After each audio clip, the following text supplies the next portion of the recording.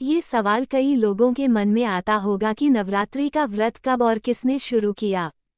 तो बता दें कि हिंदू धर्म के वाल्मीकि पुराण में इस व्रत का महत्व श्री देवी महापुराण दुर्गा पुराण के अनुसार भी एक कथा प्रचलित है।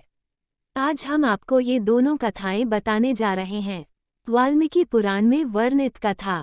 सबसे पहले भगवान श्रीराम ने ऋषिमुख पर्वत पर आश्विन माह के शुक्ल पक्ष की प्रतिपदा तिथि से नवमी तिथि तक परमशक्ति महिषासुरमर्दिनी देवी दुर्गा की विधि विधान से पूजा अर्चना की थी। वाल्मीकि पुराण में वर्णित कथा।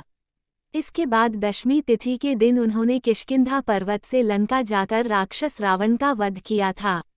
इस पूजा के दौरान भगवान श्रीराम ने वाल्मीकि पुराण में वर्णित कथा माता देवी से आध्यात्मिक बल की प्राप्ति, शत्रु पराजय व कामना पूर्ति के का आशीर्वाद लिया था। ये बात त्रेतायुग की है। इस प्रकार नवरात्रि का व्रत सबसे पहले भगवान श्री राम ने शुरू किया था। श्री देवी महापुराण दुर्गा पुराण की कथा। एक बार बृहस्पति जी और ब्रह्मा जी के बीच चर्चा हो रही थी। इस दौरान बृहस्पति जी ने ब्रह्मा जी से नवरात्रि व्रत के महत्व और फल के बारे में पूछा। इसके जवाब में ब्रह्मा जी ने बताया, हे बृहस्पति, प्राचीन काल में मनोहर नगर में पीठत नाम का एक अनाथ ब्राह्मण रहता था। पीठत माँ दुर्गा का सच्चा भक्त था। उसके घर सुमति नाम की कन्या ने जन्म लिया था।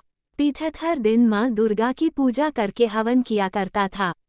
इस दौरान उसकी बेटी उपस्थित रहती थी।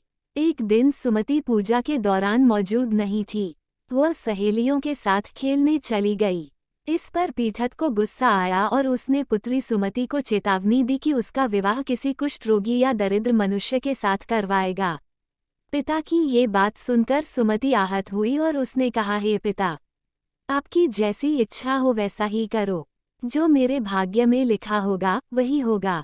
सुमति की यह बात सुनकर पीठत को और ज्यादा गुस्सा आया। उसने पुत्री का विवाह एक कुष्ठ रोगी के साथ करा दी। इसके साथ ही पीठत ने अपनी पुत्री से कहा कि देखता हूँ भाग्य के भरोसे रहकर क्या करती हो। इसके बाद सुमति अपने पति के साथ वन में चली गई।